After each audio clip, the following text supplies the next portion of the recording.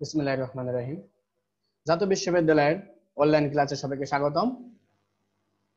করোনাকালীন সময়ে শিক্ষা কার্যক্রম চলমান রাখার স্বার্থে জাতীয় বিশ্ববিদ্যালয়ের উদ্যোগে অনলাইন ক্লাসে সংযুক্ত হতে পেরে আমি আনন্দিত।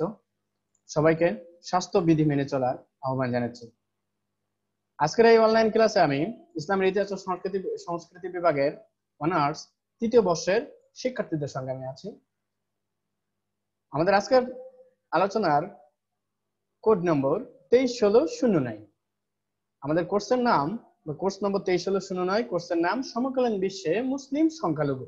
আমাদের আজকের আলোচনা বিষয় সমকালীন বিশ্বে মুসলিম সংখ্যালঘু সম্প্রদায়। এবং আমাদের আজকের লেকচার নম্বর 04। আমাদের আজকের লেকচারের শিরোনাম থাকবে অথবা আমাদের আজকের টপিকস থাকবে যে ব্রিটেনে মুসলিম সম্প্রদায়ের উদ্ভব এবং বিকাশ এবং তাদের সামাজিক ও ধর্মীয় অবস্থা।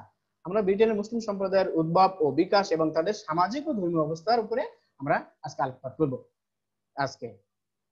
আর আমি আজকে তোমাদের সাথে থাকবো আমি যে মোস্তাফিজুর রহমান মিঠু, প্রভাষক, ইসলামের ইতিহাস ও সংস্কৃতি বিভাগ, খুলনা সরকারি মহিলা কলেজ, খুলনা। তাহলে প্রিয় শিক্ষার্থীবৃন্দ, আমরা আজকে ব্রিটেনের মুসলিম সম্প্রদায়ের উদ্ভব, বিকাশ এবং সামাজিক ও ধর্মীয় অবস্থা সম্পর্কে জানবো। এবং তার আগে আমরা একটু আমরা তো জানি যে ব্রিটেন ইউরোপের একটা দেশ। আমরা সেই ইউরোপের একটা মানচিত্র এখানে দেখে নেই। আর আমাদের আজকের যে আলোচনার বিষয় সেই ইউনাইটেড কিংডম বা ইউকে।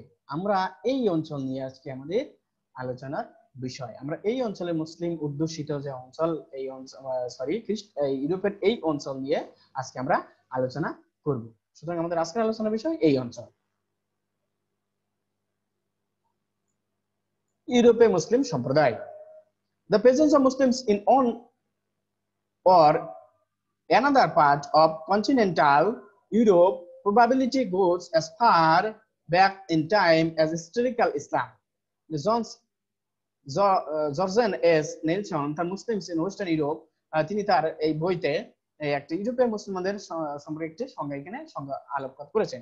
তিনি ইসলামের, আমরা বলতে পারি যে ইসলামের প্রারম্ভকাল থেকেই বা মুসলমানদের সেই ইসলামের আবির্ভাবের পর্ব থেকে মুহাম্মদ সাল্লাল্লাহু আলাইহি ওয়াসাল্লামের সময়ে ইসলামের সুমহান বাণী পৃথিবীর সমস্ত প্রান্তে পৌঁছে দেওয়ার জন্য মুহাম্মদ সাল্লাল্লাহু আলাইহি ওয়াসাল্লামের অনুসারীগণ পৃথিবীর বিভিন্ন দেশে ছড়িয়ে পড়েছিল। এরই পথ ধরে এশিয়া এবং আফ্রিকা মহাদেশের মধ্যবর্তী এই শান্তিকামী একটা মহাদেশ হচ্ছে ইউরোপ। এই মহাদেশেও কিন্তু ইসলামের আবির্ভাব ঘটেছিল। সামাজিক, অর্থনৈতিক, সাংস্কৃতিক এবং রাজনৈতিক সকল দিক থেকে ব্রিটেনের ক্রমোন্নতির কারণে মুসলমানগণ ব্রিটেনে তাদের ঠিকানা হিসেবে বেছে নিয়েছিল। ইউরোপের একটা অন্যতম দেশ হচ্ছে ব্রিটেন, এবং এই ব্রিটেনকে তারা মুসলমানরা তাদের আবাসস্থল হিসেবে বেছে নিয়েছিল। আমাদের আজকের আলোচনার বিষয় থাকবে এই ব্রিটেন, ইউরোপের একটা দেশ, ইউরোপের উত্তর পশ্চিম অঞ্চলের একটা দেশ হচ্ছে উত্তর পশ্চিম ইউরোপের একটা দেশ হচ্ছে ব্রিটেন। এবং এই ব্রিটেনে মুসলমানদের কিভাবে এসেছিল এবং তাদের ক্রমান্বয়ে তাদের বিস্তার, বিকাশ ইত্যাদি সম্পর্কে আমরা এখন দেখব। আমরা এখানে গোটা ব্রিটেনের একটা মানচিত্র আমরা দেখতে পাচ্ছি। আমরা জানি যে গ্রেট ব্রিটেন মূলত যে নর্দার্ন আয়ারল্যান্ড, স্কটল্যান্ড, ইংল্যান্ড এবং ওয়েলস, এই চারটা প্রদেশ নিয়ে কিন্তু গোটা যুক্তরাজ্য, মার্কিন আমরা যেটা বলি রাজ্য, ব্রিটিশ বা মানে এই যুক্তরাজ্য। আর গোটা ইংল্যান্ড হচ্ছে একটা আলাদা প্রদেশ, এবং এই ইংল্যান্ডের রাজধানী হচ্ছে লন্ডন, যেটা আমরা গোটা ইউকে কে বলতে কিন্তু আমরা অনেক সময় এই ইংল্যান্ডকে বুঝে থাকি, কিন্তু ইংল্যান্ড কিন্তু শুধুমাত্র ইংল্যান্ড একটা প্রদেশ, এবং এই ইংল্যান্ডের প্রদেশের রাজধানী কিন্তু লন্ডন। আবার ওয়েলসের রাজধানী আছে কার্ডিফ, তেমনি স্কটল্যান্ডের রাজধানী এডিনবরা, নর্থ আয়ারল্যান্ডের রাজধানী আছে বেলফাস্ট। এরকম এইগুলো চারটা প্রদেশ নিয়ে গোটা গ্রেট ব্রিটেন, আমরা যেটা বলি গ্রেট ব্রিটেন। আমরা সেই সম্পর্কে এখন সেই অঞ্চলে গ্রেট ব্রিটেনের মুসলমানদের সম্প্রদায় সম্পর্কে এখন আলোকপাত করব।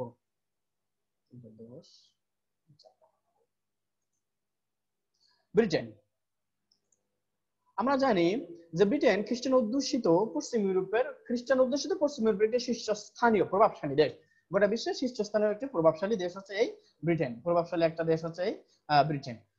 আর বিংশ শতকের মাঝামাঝি পর্যন্ত বিংশ শতকের মাঝামাঝি পর্যন্ত মুসলিম বিশ্বের অনেক অংশ ছিল, বিংশ শতকের মাঝামাঝি পর্যন্ত মুসলিম বিশ্বের, বিশেষত মুসলিম বিশ্বের অনেক অংশ ছিল এই ব্রিটেনের উপনিবেশ। দীর্ঘদিন যাবৎ সুতরাং দীর্ঘদিন যাবৎ মুসলিম সম্প্রদায়ের সাথে তার নানাবিধ কারণে গড়ে উঠেছে এক ঐতিহাসিক সম্পর্ক, আমরা যেটা বলবো।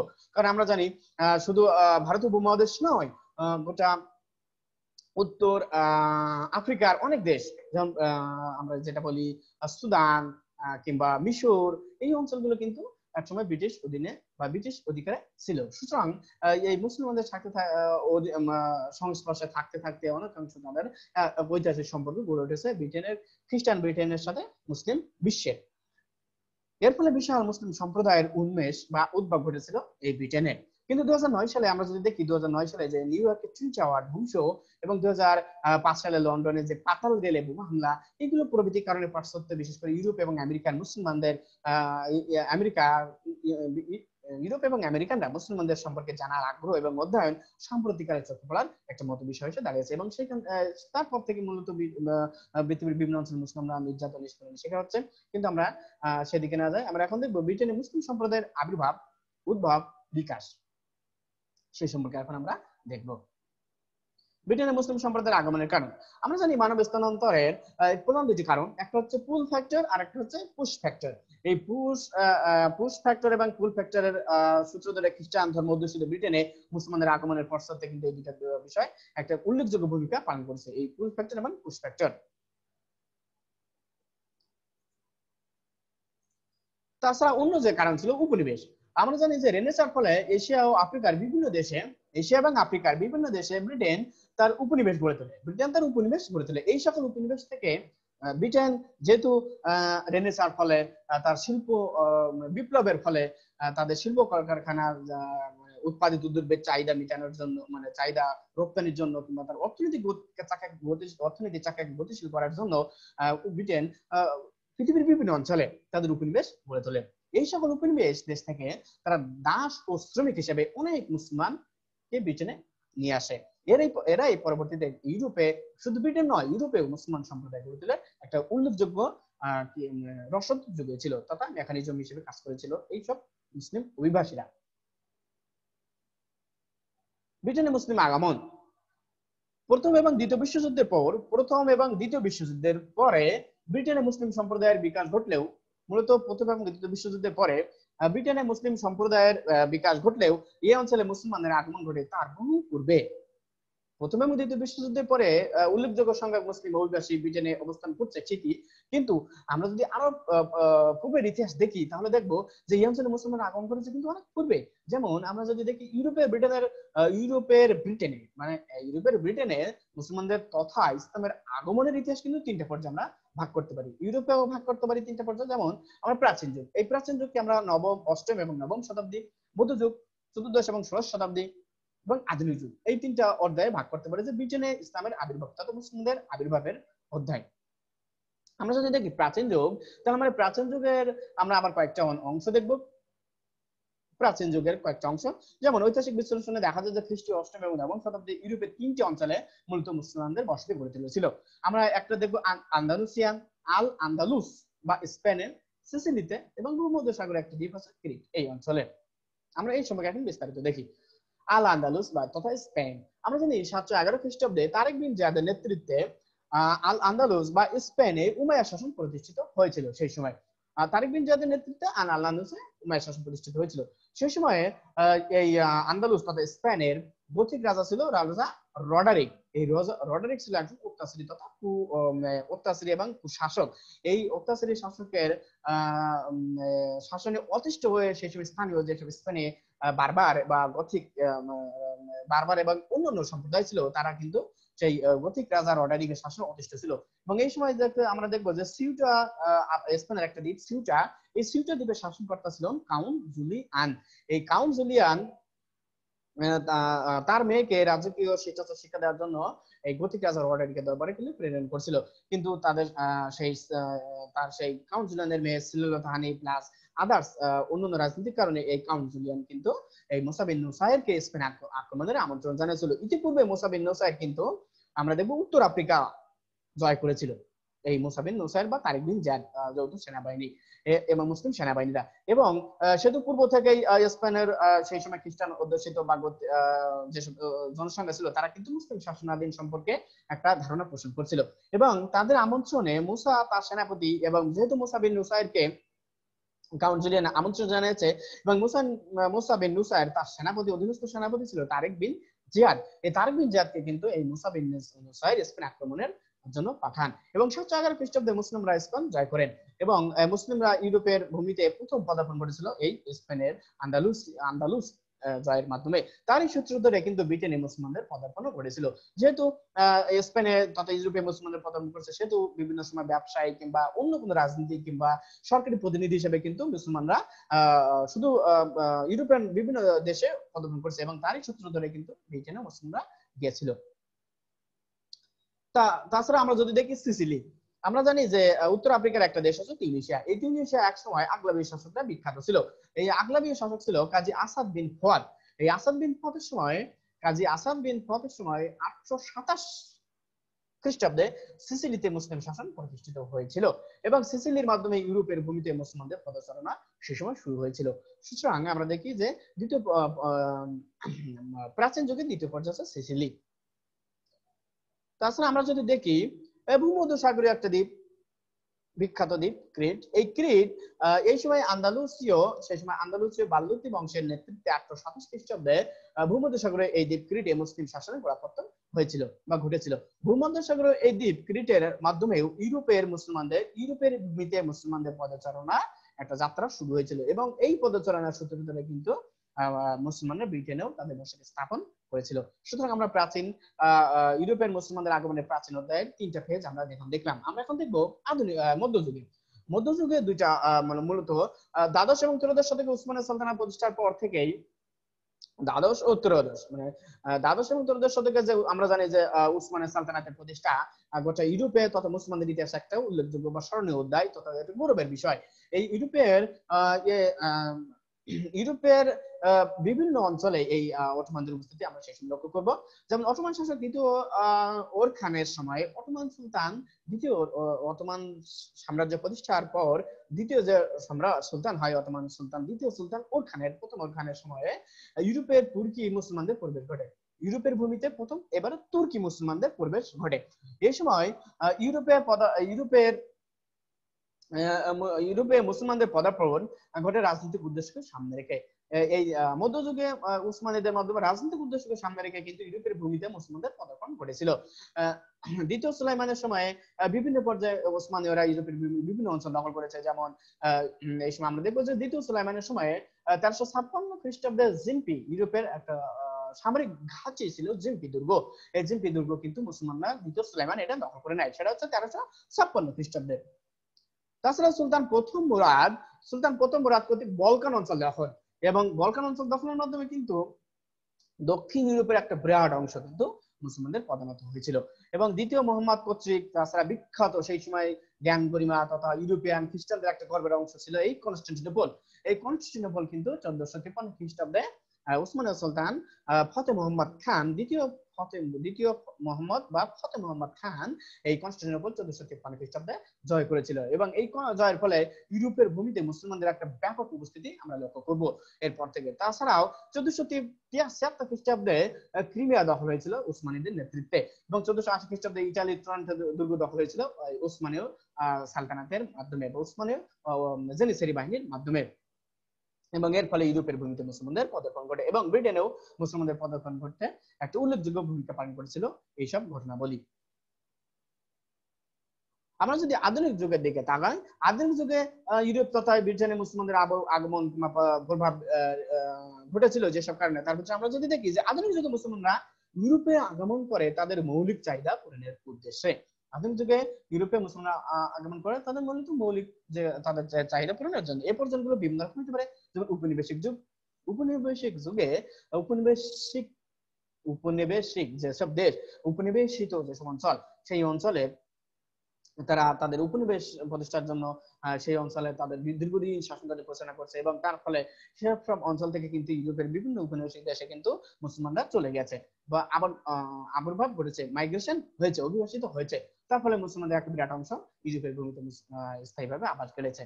তারপরে অর্থনৈতিক প্রয়োজন আমরা জানি যে অর্থনৈতিক মানুষের অভিবাসনের একটা অন্যতম গুরুত্বপূর্ণ কারণ। এই অর্থনৈতিক প্রয়োজনে মুসলমানরা বিভিন্ন সময়ে ইউরোপের বিভিন্ন ভূমিতে মাইগ্রেশন হয়েছে, অভিবাসিত হয়েছে, এবং সেখানে তারা স্থায়ীভাবে বসবাস স্থাপন করেছে, থেকে গিয়েছে এবং মুসলিমদের সম্প্রদায়ের বিকাশে সহায়তা করেছে। উচ্চ শিক্ষা লাভের জন্য আমরা জানি বিভিন্ন সময়ে বিভিন্ন শিক্ষা বৃত্তি নিয়ে কিন্তু বিভিন্ন সময় মুসলমানরা ইউরোপের বিভিন্ন অঞ্চলে শিক্ষার জন্য গিয়েছে, তারা আর ওইখানে ফিরে আসে নাই ইউরোপ থেকে। সেই জন্য ইউরোপে তারা মুসলমান বসতি স্থাপনে উল্লেখযোগ্য ভূমিকা পালন করেছে। তবে রাজনৈতিক কারণে রাজনৈতিক অস্থিতিশীলতার জন্য বিশেষ করে মধ্যপ্রাচ্য থেকে, এশিয়া থেকে, আফ্রিকা থেকে রাজনৈতিক যে একটা অনিশ্চিত এবং অস্থিতিশীল পরিবেশ, এই অনিশ্চিত এবং অস্থিতিশীল পরিবেশের জন্য ইউরোপের বিভিন্ন দেশে মুসলিমরা আগমন করেছে এবং ভাগ্যের উন্নয়নে, উন্নত জীবনযাপনের আশায় বিভিন্ন সময় মুসলমানরা ইউরোপের বিভিন্ন অঞ্চলে পদার্পণ করেছে এবং তারই অংশ হিসেবে ব্রিটেনেও মুসলমানরা পদার্পণ করেছেন।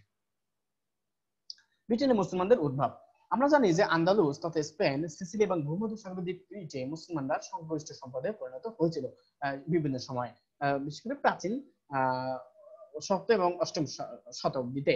পরবর্তীতে এই সময়ে মুসলিমদের পতন ঘটেছে, বিভিন্ন সময়ে বিভিন্ন রাজনৈতিক উত্থান পতনের মাধ্যমে এই সব অঞ্চলে মুসলমানদের কিন্তু মুসলিম শাসন রাজনৈতিকভাবে তাদের পতন ঘটেছে, মুসলমানদের রাজনৈতিকভাবে পতন ঘটেছে এবং বিভিন্ন ভাবে মুসলমানরা ব্রিটেনে চলে এসেছে।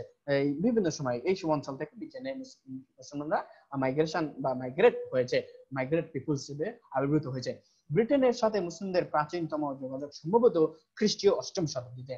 আমরা দেখি যে সম্ভবত খ্রিস্টীয় অষ্টম শতাব্দীতে ব্রিটেনের মুসলমানদের সাথে ব্রিটেনের একটা যোগাযোগ, প্রাচীনতম যোগাযোগ স্থাপিত হয়েছিল খ্রিস্টীয় অষ্টম শতকে। এই সময়ে মার্সিয়ার অ্যাংলো সাক্সন রাজা আফফা নাম মার্সিয়ার ব্রিটেনের একটা অংশ মার্সিয়ার, সেই সময় অ্যাংলো সাক্সন রাজা ছিল আফফা। তিনি আরবি ভাষায় উৎকীর্ণ মুদ্রা প্রচলন করছিলেন। সুতরাং এই সময় আমরা দেখবো যে ইউরোপের এই সময় তাহলে ইউরোপের মুসলমানদের একটা ব্যাপক প্রভাব ছিল, সে যেভাবেই হোক, বাণিজ্যিক হোক কিংবা রাজনৈতিক হোক, অন্য কোনো কারণে। কারণ এই অ্যাংলো সাক্সন রাজা আফফা তিনি কিন্তু আরবি মুদ্রা প্রচলন করেছিলেন সেই সময়। এই মুদ্রায় খোদিত লা ইলাহা ইল্লাল্লাহ, অর্থাৎ আল্লাহ ছাড়া কোনো মাবুদ নাই বা কোনো ইলাহা নাই, এই অমোঘ বাণী কিন্তু কোন খ্রিস্টান বা সাক্সন রাজা এই প্রথম তার মুদ্রায় কিন্তু প্রচার করছিল। অনেকে বলে যে রাজা, অনেক ঐতিহাসিকরা বলছেন যে এই অ্যাংলো সাক্সন রাজা আফফা ইসলাম ধর্ম গ্রহণ করেছিলেন, কারণ মতে তিনি আরব মুসলিম বণিকদের সাথে বাণিজ্যিক সম্পর্ক গড়ে তোলার জন্য তিনি এই মুদ্রা জারি করেছিলেন। কিন্তু যাই হোক, আমরা এই সময় দেখবো যে মুসলমানদের একটা প্রভাব তো সেই সময় ছিল, সে বাণিজ্যিক হোক আর রাজনৈতিক হোক কিংবা ধর্মীয় হোক, অন্য কোনো কারণে হোক। অষ্টম শতকে অ্যাংলো সাক্সন এই ধর্মতাত্ত্বিক দার্শনিক, অষ্টম শতকে সেই সময় আমরা যদি দেখি যে সেই সময় একজন ধর্মতাত্ত্বিক দার্শনিক ছিলেন, তার নাম বেদে। তিনি তার লেখনীতে প্রথম উত্তর ইংল্যান্ডে মুসলিমদের উপস্থিতির খবর দেন সেই অষ্টম শতকে। তিনি এই অ্যাংলো সাক্সন ধর্মতত্ত্ববেদে দার্শনিক বেদে তার লেখনীতে তিনি প্রথম উত্তর ইংল্যান্ডে মুসলিমদের উপস্থিতির খবর দেন।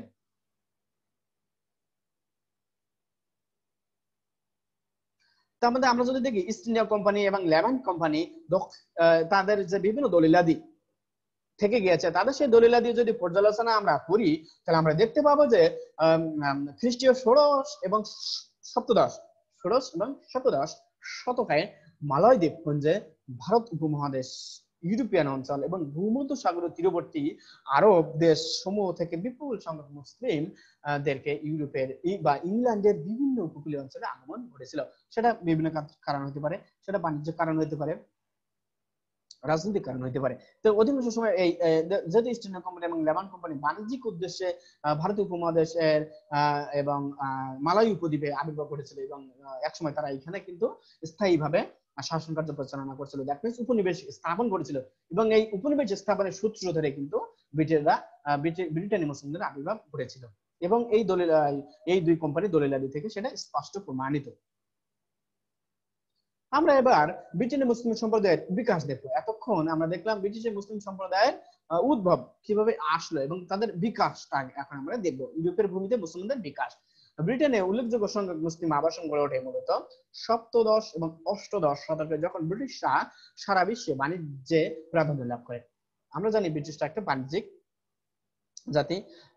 সেই জন্য আমরা যদি দেখি যে নেপোলিয়নের একটা বিখ্যাত উক্তি আছে, নেপোলিয়ন কিন্তু ব্রিটিশদেরকে দোকানদারের জাতি হিসেবে একটু ব্যঙ্গ করে। ব্রিটিশদের উদ্দেশ্যে তিনি ব্যঙ্গ করে বলতেন ব্রিটিশরা হচ্ছে দোকানদারের জাতি, মানে সারা পৃথিবীব্যাপী ব্রিটিশদের বাণিজ্যিক একটা আধিপত্য ছিল, সেই জন্য হয়তো নেপোলিয়ন এই উদাহরণটা দিয়েছেন। আমরা দেখেছি যে সপ্তম এবং সপ্তদশ এবং অষ্টাদশ শতকে যখন ব্রিটিশরা সারা বিশ্বে বাণিজ্যিক প্রাধান্য লাভ করে, ব্রিটিশ বাণিজ্যিক প্রাধান্য সমগ্র বিশ্ব থেকে বাণিজ্যিক জাহাজ, সমগ্র বিশ্বের বিভিন্ন অঞ্চল থেকে বাণিজ্যিক জাহাজ ব্রিটেনের বিভিন্ন বন্দরে সেই সময় যাতায়াত করতো। এবং আমরা দেখবো যে ইয়েমেন ও দক্ষিণ এশিয়ার নাবিকদের কাছ থেকে তখন, বিশেষ করে ইয়েমেন, আমরা জানি ইয়েমেন প্রাক ঐতিহাসিক কাল থেকে কিন্তু একটু বাণিজ্য প্রাধান্য লাভ করেছিল। এবং দক্ষিণ এশিয়ার যেসব বিভিন্ন দেশ বা তারা বাণিজ্যিক নাবিকরা তাদের কাছে লিভারপুল, ব্রিটেনের বিভিন্ন শহর যেমন লিভারপুল, কার্ডিফ, সাউথ শিল্ড খুবই পরিচিতি বন্দর ছিল বাণিজ্যিক বন্দর হিসেবে। কাজের সুবিধার্থে তখন মুসলিম বণিকরা ব্রিটেনে ঘাঁটি স্থাপন করছিল, দ্যাট মিন্স বাণিজ্যিক ঘাঁটি। এই ঘাঁটিগুলো তারা বিরতিকালীন সময়ে অতিবাহিত করত। মুসলমানরা এইসব শহরের যে বাণিজ্যিক ঘাঁটি ছিল এখানে তারা বিরতিকালীন সময়ে কিন্তু অতিবাহিত করত।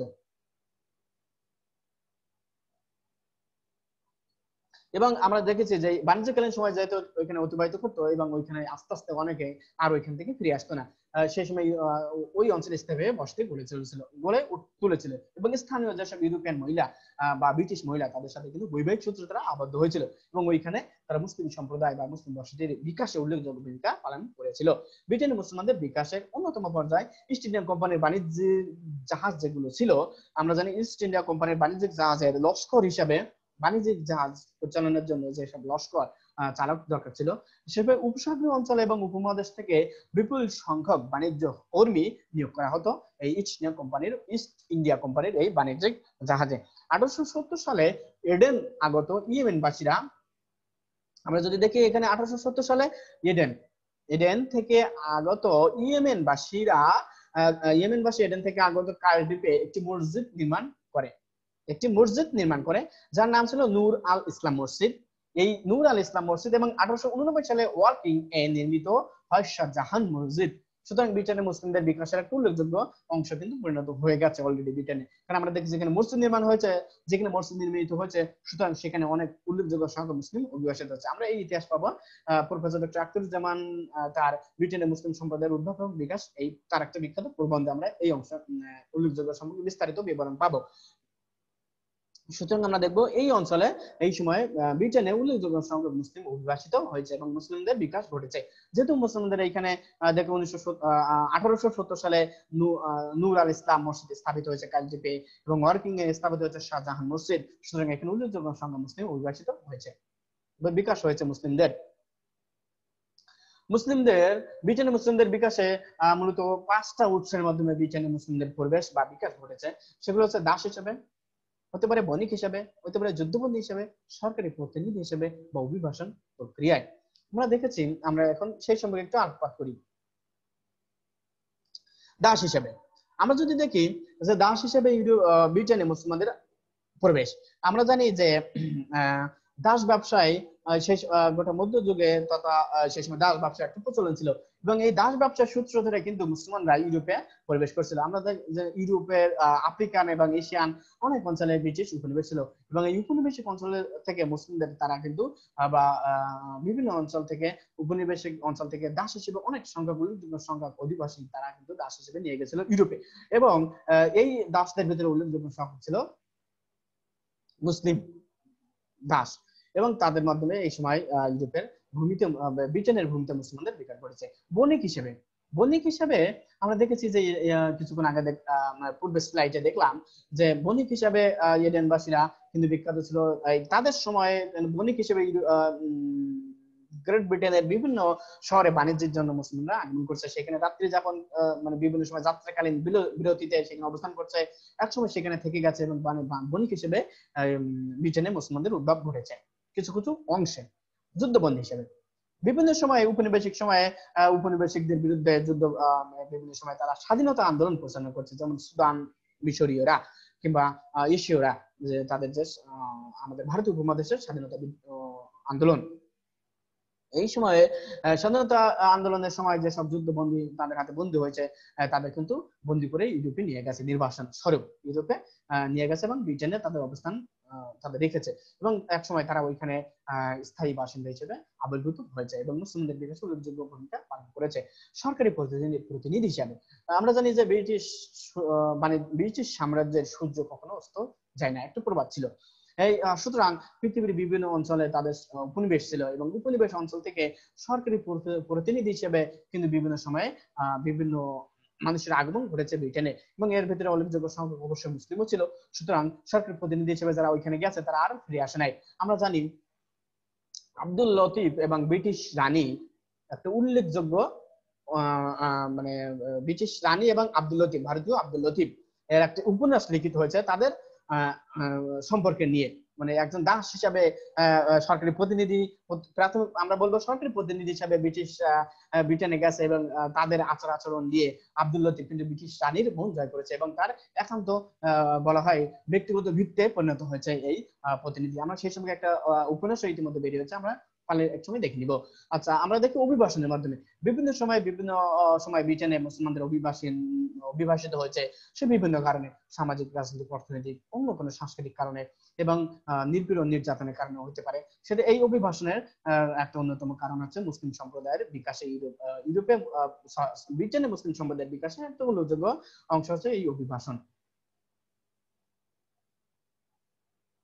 ব্রিটেনে মুসলিম জাতিগোষ্ঠী, ব্রিটেনের অধিকাংশ মুসলিম এসেছে মূলত ভারত উপমহাদেশ থেকে। কারণ আমরা জানি ভারতীয় উপমহাদেশে ব্রিটিশরা প্রায় 190 বছর শাসন কার্য পরিচালনা করেছে শুধু ভারত উপমহাদেশে।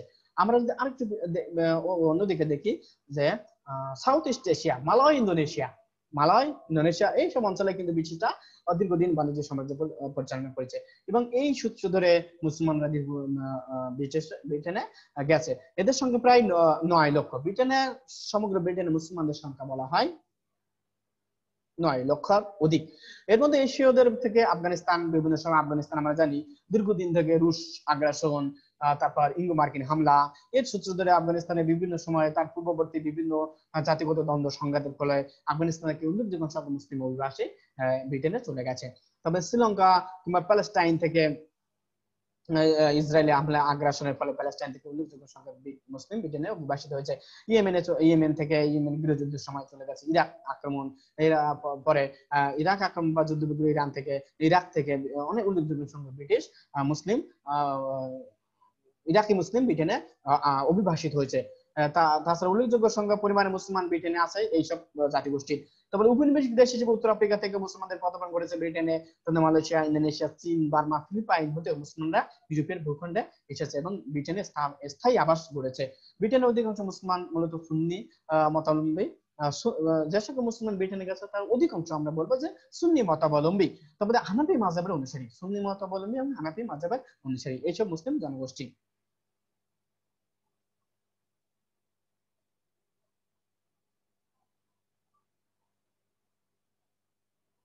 ব্রিটেনের মুসলিম 1988 সালে দ্য ইকোনমিক্স এর একটা প্রতিবেদন উল্লেখ করে এই প্রতিবেদনে বলা হয় যে ব্রিটেনের শুধু আরব বংশোদ্ভূত মুসলিম রয়েছে 5 লক্ষ।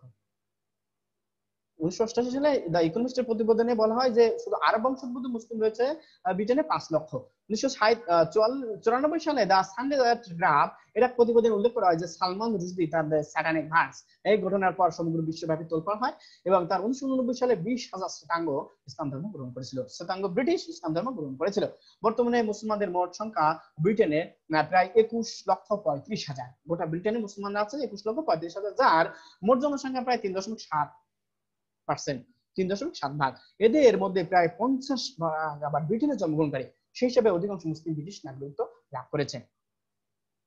সুতরাং আমরা দেখবো যে সংখ্যার দিক থেকে খ্রিস্টানদের পরে কিন্তু মুসলমানদের অবস্থান ব্রিটেনের মুসলমানদের অবস্থান। ব্রিটেনের প্রায় 40% মুসলমান বাস করে লন্ডন শহরে। গোটা ব্রিটেনে যে সকল মুসলমান বাস করে তার মধ্যে 40% শুধু লন্ডনেই থাকে। এদের মধ্যে উল্লেখযোগ্য সংখ্যক আছে Lancashire, Yorkshire, Midland, Manchester, Brick Lane, Stamford শহরে মুসলিমরা উল্লেখযোগ্য সংখ্যক বা উল্লেখযোগ্য হারে বাস করে। তবে ব্রিটেনের বিভিন্ন বিশ্ববিদ্যালয়ে প্রায় 30,000 মুসলিম শিক্ষার্থী পড়াশোনা করে থাকে। আমরা যদি দেখি যে ধর্মীয় স্বাধীনতা, ব্রিটেনের ধর্মীয় স্বাধীনতা, মুসলমানদের ধর্মীয় স্বাধীনতা।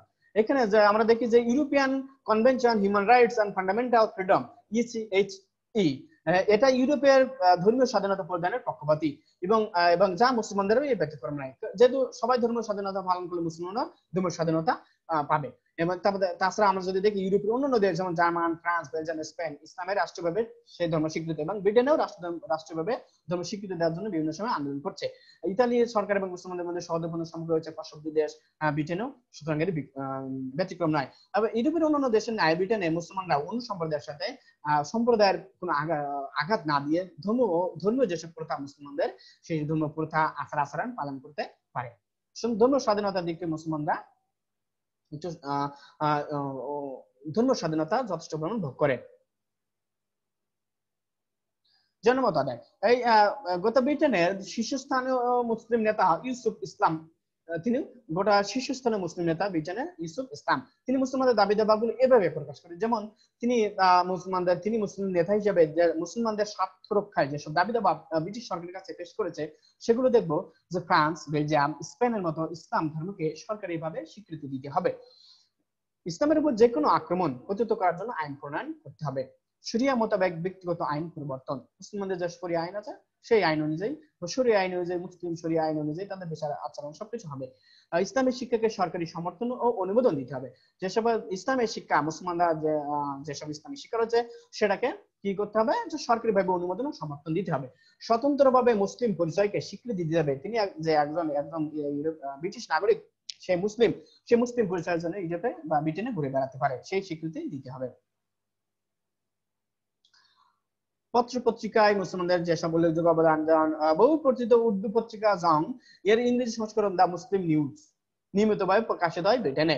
এছাড়া আরবি পত্রিকা আল আরস, আল আশরাফ, আল আউসাব নিয়মিত বের হচ্ছে ইউরোপে। এগুলো হচ্ছে মুসলমানদের বিভিন্ন দাবি দাবা কিন্তু এই পত্রিকার মাধ্যমে বা জনমত সৃষ্টিতে উল্লেখযোগ্য ভূমিকা পালন করছে। এই পত্রিকাগুলো উল্লেখযোগ্য ভূমিকা পালন করছে। পাক্ষিক পত্রিকা মধ্যে দা ইম্প্যাক্ট, তাছাড়া দা ইন্টারন্যাশনাল উল্লেখযোগ্য এই পত্রিকাগুলো। এই সকল পত্র পত্রিকার মাধ্যমে মুসলমানরা তাদের দাবি দাবা ব্রিটিশ সরকারের কাছে, তাদের জনমত ব্রিটিশ সরকারের কাছে তুলে ধরতে পারছে। শুধু ব্রিটিশ সরকার নয়, স্থানীয় যে অভিবাসী তাদের ভিতরেও। ব্রিটেনে মুসলমানদের শিক্ষা ব্যবস্থা, আমরা যদি দেখি যে ব্রিটেনে মুসলমানদের শিক্ষা ব্যবস্থা সর্বত্রই ব্রিটেনের যে মুসলিম সম্প্রদায়ের জন্য কোন সম্প্রদায়ের, গোটা মুসলিম সম্প্রদায়ের সামষ্টিকভাবে অথবা ব্যক্তিগত মালিকানাধীন বিভিন্ন স্বাধীন ইসলামিক সেন্টার ও প্রতিষ্ঠান গড়ে উঠেছে। ইউরোপের প্রায় সব দেশেই ধর্মনিরপেক্ষ শিক্ষা ব্যবস্থা প্রচলিত এবং ব্রিটেনেও ধর্মনিরপেক্ষ শিক্ষা ব্যবস্থা প্রচলিত। তার সাথে মুসলিমরা তাদের সন্তানকে ধর্মীয় শিক্ষা প্রদান করে। যেমন আমরা যদি দেখি 1962 সালে লন্ডনে প্রতিষ্ঠিত হয় দ্য ইউকে ইসলামিক মিশন। এর একটি সমৃদ্ধ ইসলামিক সেন্টার রয়েছে। Islamic mission, UK Islamic mission এর একটা সমৃদ্ধ ইসলামিক সেন্টার রয়েছে এবং এই সেন্টার থেকে সমগ্র ইউরোপে ইসলামিক বিভিন্ন বই পুস্তকাদি সরবরাহ করে থাকে ইসলামিক সেন্টার।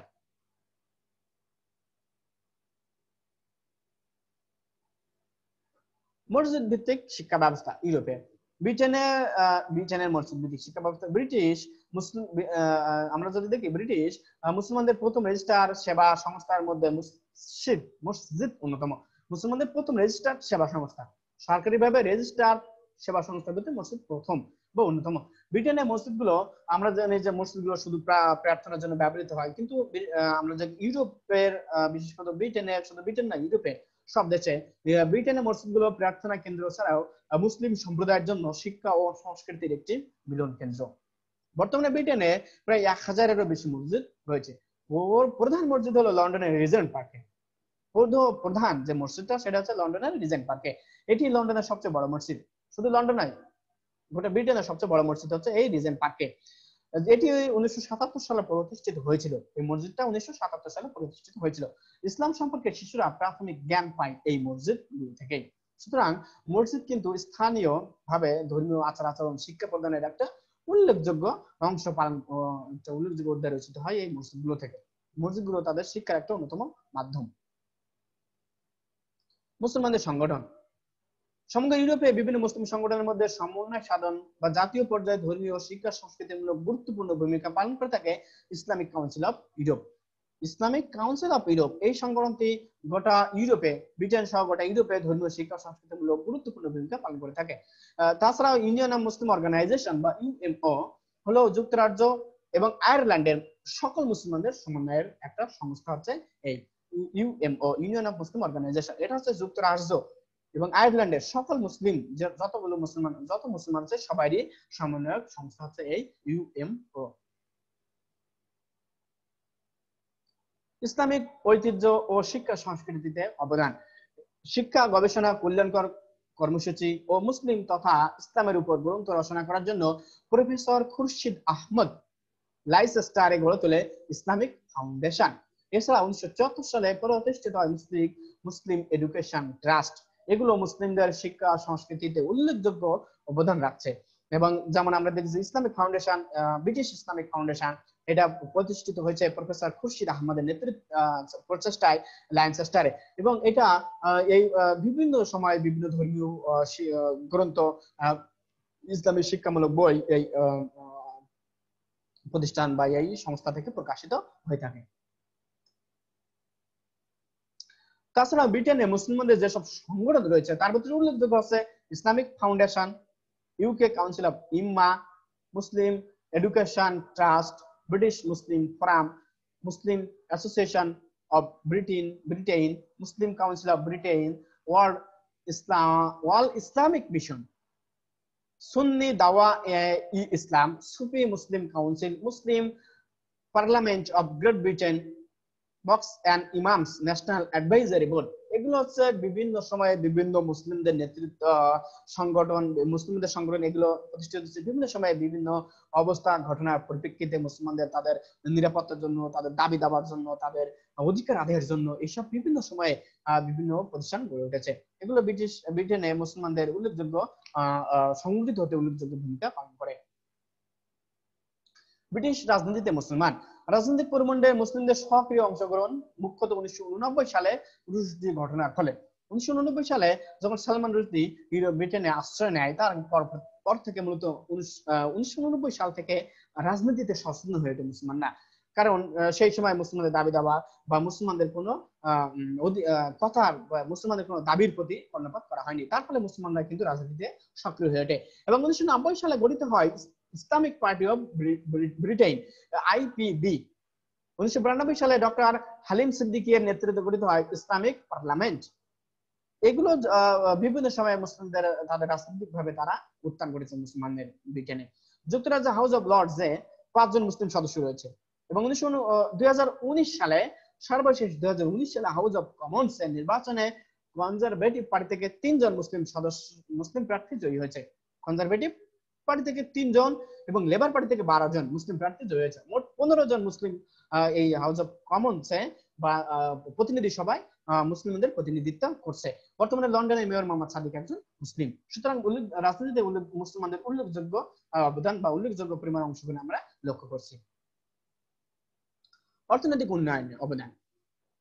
প্রথম প্রজন্ম বা ফার্স্ট জেনারেশন মুসলিম যারা ছিল অধিকাংশ ছিল শ্রমিক হিসেবে ওইখানে এসেছিল। দ্বিতীয় বিশ্বযুদ্ধ, প্রথম বিশ্বযুদ্ধের সময়, উপনিবেশের সময় শ্রমিক হিসেবে ইউরোপে বা ব্রিটেনে এসেছিল এবং অধিকাংশ ছিল অশিক্ষিত। কিন্তু দ্বিতীয় প্রজন্মের বা দ্বিতীয় জেনারেশনের অধিকাংশ সুশিক্ষিত। কারণ সুশিক্ষিত সবাই, অনেকে আধুনিক শিক্ষিত হয়ে ন্যাশনাল সার্ভিস, ব্রিটিশ ন্যাশনাল সার্ভিসের বিভিন্ন পদে যেমন ডাক্তার, শিক্ষক, প্রকৌশলী, গবেষক, বিজ্ঞানী হিসেবে বিভিন্ন প্রতিষ্ঠানে কর্মরত আছে। সুতরাং মুসলমানরা এখন কিন্তু আর সেই শ্রমিক হিসেবে নয়, আধুনিক প্রজন্মের আধুনিক মুসলিম হিসেবে ব্রিটেনে আবির্ভূত হচ্ছে। মুসলিম নারীর অবস্থা আমরা যদি দেখি যে আধুনিক যুগে নারী পুরুষের সম অধিকার স্বীকৃত। আধুনিক যুগে ব্রিটেনে মুসলিম নারীরা আর্থসামাজিক সকল ক্ষেত্রে সক্রিয় অংশগ্রহণ করে থাকে। প্রায় সকল পেশায় ব্রিটেনে মুসলিম নারীদের উপস্থিতি আমরা লক্ষ্য করব।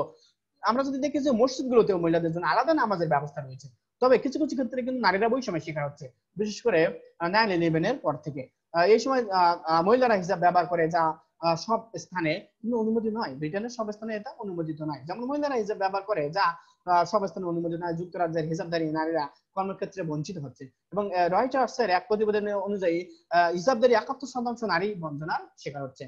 তবে সামগ্রিক বিবেচনায় আমরা বলবো যে নারীরা শিক্ষা ও কর্মক্ষেত্রে এবং জীবনযাপনের যথেষ্ট সুযোগ ও সুবিধা কিন্তু ভোগ করে থাকে ইউরোপে তথা ব্রিটেনে। ব্রিটেনের নারীরা যথেষ্ট সুযোগ সুবিধা ভোগ করে থাকে সকল ক্ষেত্রে, এবং নিরাপত্তার দিক থেকেও আদার্স সরকারি চাকরিতেও কিন্তু উল্লেখযোগ্য সংখ্যক নারী এখন অংশগ্রহণ করছে। সুতরাং আমরা দেখলাম যে ব্রিটেনের মুসলিম সমাজের উদ্ভব, বিকাশ এবং তাদের আর্থসামাজিক কর্মক্ষেত্র। প্রিয় শিক্ষার্থীরা, তোমরা যদি এই সম্পর্কে আরো উল্লেখযোগ্য বা বিস্তারিত জানতে চাও, তা আমি প্রথম সাজেস্ট করবো প্রফেসর ডক্টর মোহাম্মদ আখতারুজ্জামান, তার বিখ্যাত একটা প্রবন্ধ পাবলিশ হয়েছে যে ব্রিটেনে মুসলিম সম্প্রদায়ের উৎস ও বিকাশ। এই প্রবন্ধ বিস্তারিত আমরা পেয়ে যাব। তাছাড়াও এম আলী কেত্তানি তার Muslim minorities in the world today এই বইয়ে আমরা বিস্তারিত পাবো ব্রিটেনের মুসলিমদের সম্প্রদায়ের উদ্ভব, বিকাশ, তাদের কর্মকাণ্ড সম্পর্কে। তাছাড়া জন এস নেলসন তার মুসলিমস ইন ওয়েস্টার্ন ইউরোপ এই গ্রন্থে আমরা পাবো। তারপরে উইকিপিডিয়া এবং বিভিন্ন অনলাইন ম্যাগাজিনে আমরা বিস্তারিত পেয়ে যাব এই সম্পর্কে। তো প্রিয় শিক্ষার্থীবৃন্দ, আশা করি করোনাকালীন সময়ে আজকের এই ক্লাস তোমাদের কিছুটা হলেও একাডেমিক ভাবে সাহায্য করবে বা একাডেমিক কার্যক্রম গতিশীল রাখতে সাহায্য করবে, সেজন্য আজকের এই ক্লাস। তো আজকের এই ক্লাসে সবাইকে ধন্যবাদ জানাচ্ছি, এবং আগামী দিন অন্য কোনো টপিক নিয়ে তোমাদের সাথে হাজির হবো, এবং সে পর্যন্ত সবাই ভালো থেকো, সুস্থ থেকো। আল্লাহ হাফেজ।